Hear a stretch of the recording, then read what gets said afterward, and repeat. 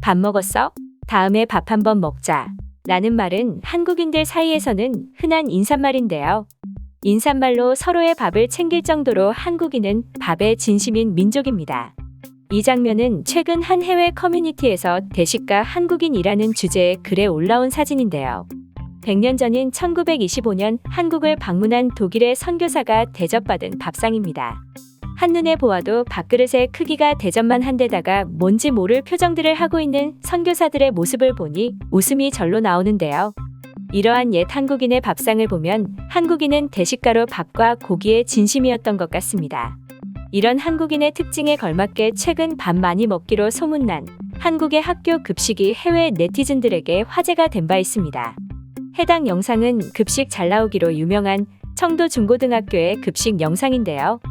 해당 학교의 급식 조리 과정을 소개한 많은 영상들이 있지만 대부분의 영상의 댓글 중 90%가 해외 네티즌들의 댓글이고 하나같이 한국의 급식 퀄리티에 브라질에서 일했으면 우리 아이들이 더 똑똑해지고 영양도 더 좋았을 텐데 한국의 학교 급식은 내 결혼식에서 제공되었던 음식보다 더 좋아 보인다. 우리 학교의 급식이 이랬으면 나는 매일 학교 가길 기다릴 것 같다. 등의 다양한 반응을 보였습니다.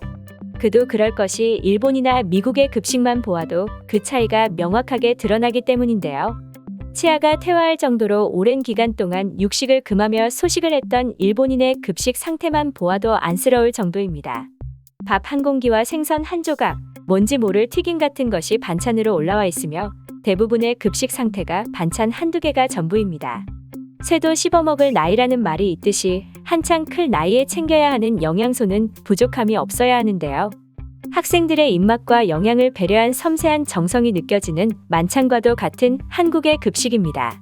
또한 밥에 진심인 한국과 달리 일본은 자국에서 열리는 올림픽에서 외국 선수들에게조차도 후쿠시마산 식자재를 사용해 논란이 된 적이 있었습니다. 일본은 도쿄올림픽 선수촌 식당에서는 일본 47개 광역단체에서 공급받은 식재료들로 음식을 제공할 계획이며 음식에 따로 원산지는 표시하지 않는다고 했는데요. 일본은 계속해서 후쿠시마 농수산물은 안전하다는 점을 강조하며 방사성 물질이 기준치를 초과하면 절대로 유통하지 않고 있고 기준치를 초과한 식품이 거의 존재하지 않는다는 주장도 했습니다. 이처럼 일본은 후쿠시마산 식품의 안정성에 대한 우려를 없애고 이참에 후쿠시마는 안전하다라는 것을 홍보하려는 기회를 만들려고 해 전 세계 사람들이 분노를 한 적이 있습니다.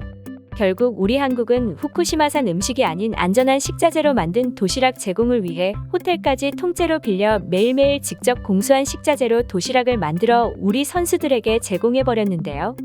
우리의 선수촌 급식센터는 16명의 조리사 등 총 24명의 인력으로 하루 총 3번 도시락을 만들어 선수촌으로 배달을 했습니다. 한국 선수단을 위해 선수촌 인근에 급식지원센터를 마련했다는 소식에 일본은 후쿠시마 주민의 마음을 짓밟는 행위라며 강한 유감을 드러냈었습니다. 이후 미국도 32톤이나 되는 음식을 미국에서 가져와 자국 선수단에 자체 조달을 했었는데요. 이에 일본은 미국의 결정을 존중할 필요가 있다. 후쿠시마산 식재료를 먹냐 먹지 않느냐는 개인과 각국의 자유이다라며 강자에겐 약한 이중적인 모습을 보였습니다.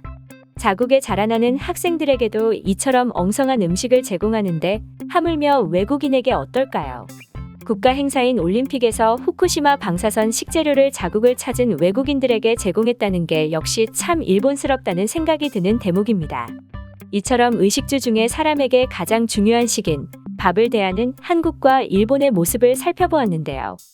앞으로도 우리의 미래인 청소년들에게 지속적으로 맛있는 음식이 제공되길 바라고 모든 한국의 아이들이 건강하고 행복하게 잘 자라길 바라겠습니다.